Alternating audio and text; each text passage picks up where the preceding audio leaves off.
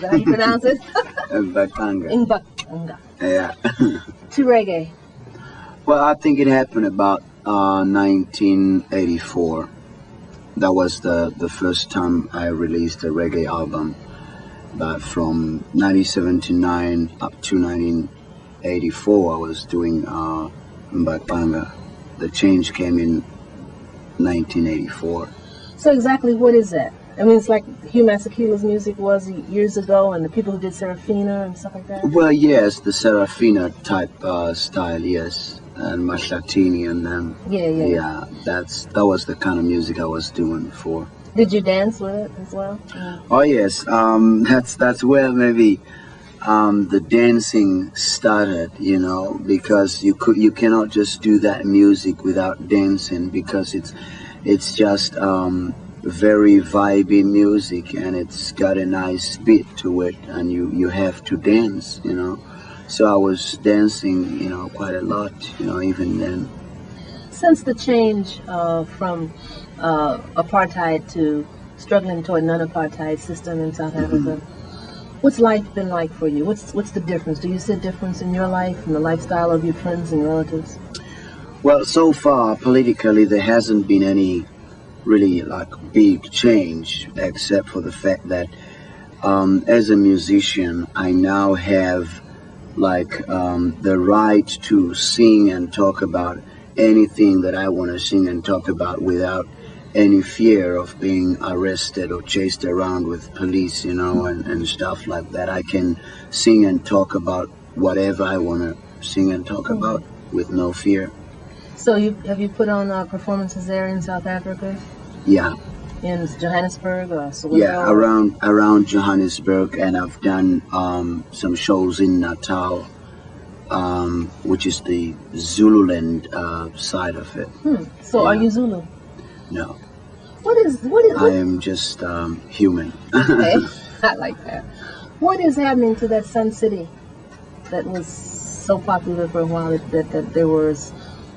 Well, it is still very popular, but now the thing is that Mangope is no more there. The president Mangope is no more there, so that has been, I think, taken back into South Africa, which is, you know, it was South Africa before, but apparently people were not happy there about Mangope, and people, when the whole of South Africa was voting, the people in Maputo wanted to vote as well, but Mangope wouldn't let them.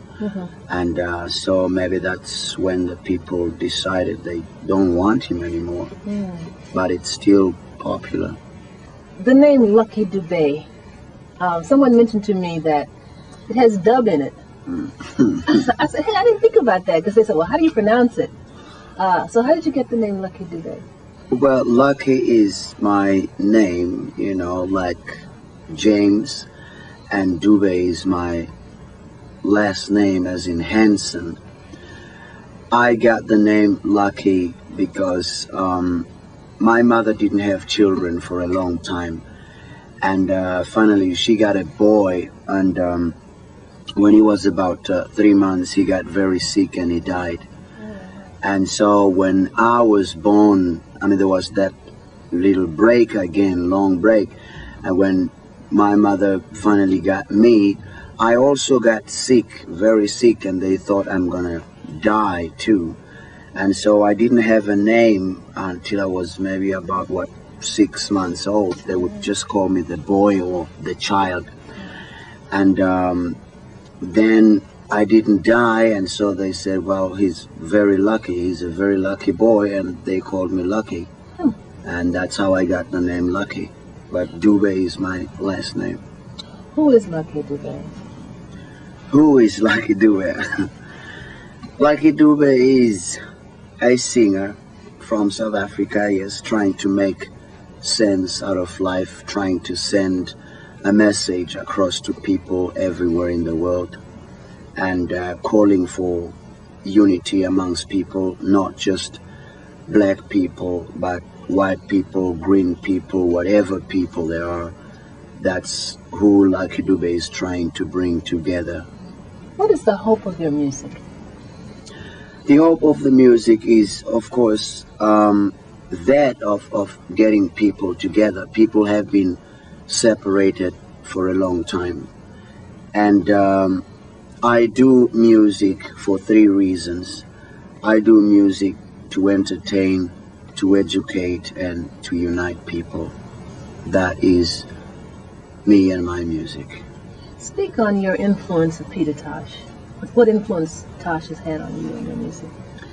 Well, Peter Tosh was basically the reason really behind my getting into reggae, because when I first heard Peter Tosh, I really liked his music and I liked his message. Basically everything about Peter Tosh really was great.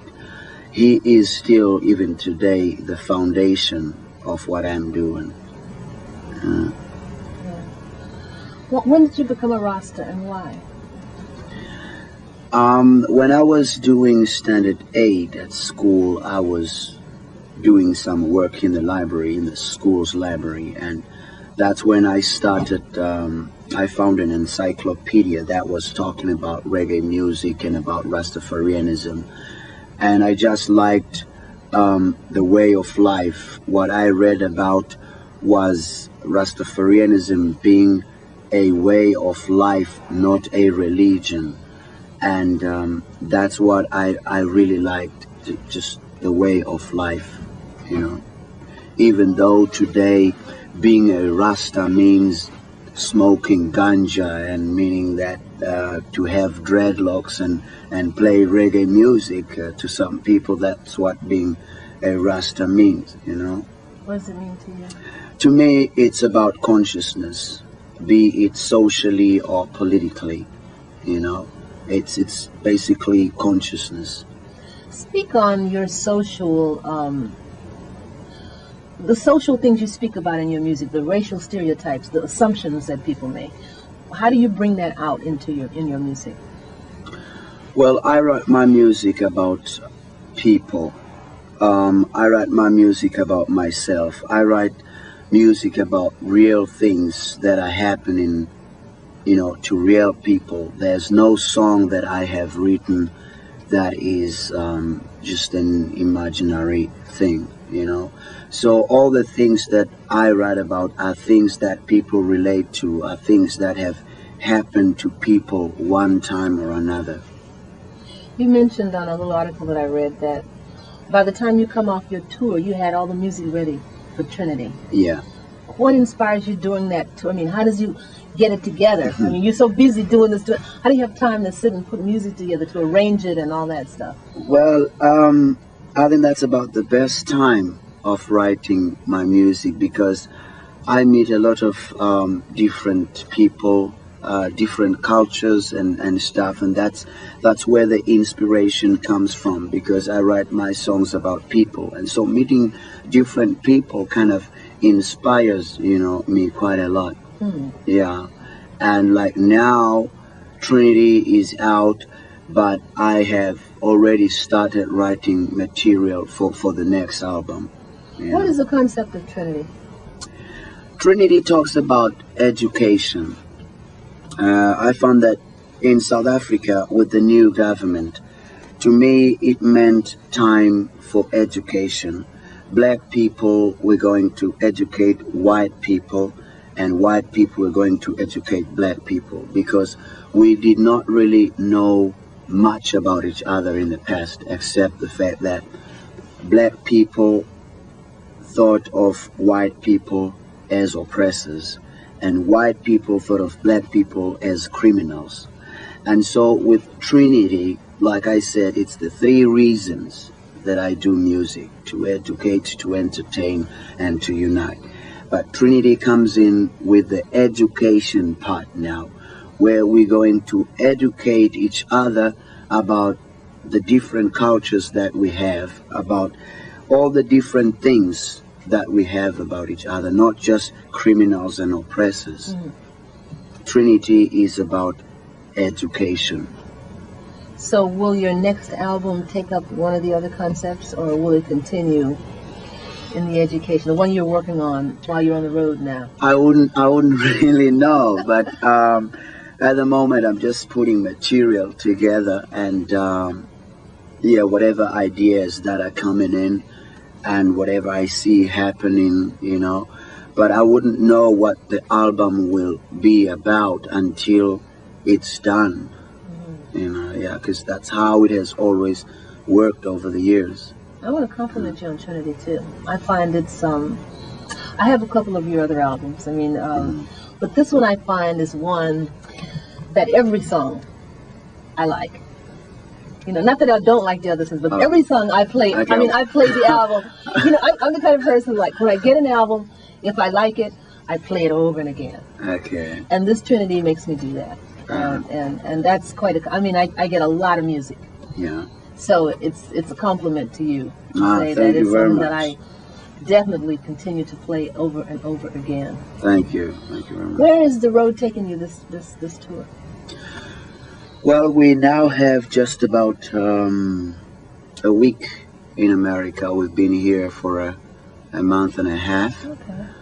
and we just have about a week now left before we go back home. But we're only going back for 2 weeks. We're going to do some shows in Botswana, and after the 2 weeks, we come back here again to do some shows in South America for a month. Great. Yeah. You know, you are one of the few reggae artists now that are really still doing roots reggae. Burning Spear, and I probably can name a few others, but to me, I'm still locked into that era of music when it was really roots and, you know, as opposed to dance hall, so to speak. When you're on the road, what's the reaction to? I mean, are other people saying this to you as well? Yes, yes. That they're glad to see this continuous. Yeah, that, you know, I'm still playing roots music, but that's the way maybe I want to keep it, and that's the way maybe this Peter Toshism is working, you know, inside me, because I cannot think of any other way of expressing myself, you know, except the roots style. I still like the real stuff, the Bob Marley, Peter Tosh style. Yeah. Yeah. Yeah, I think that's going to go on. I was a friend of Peter's, so I mean, I'm always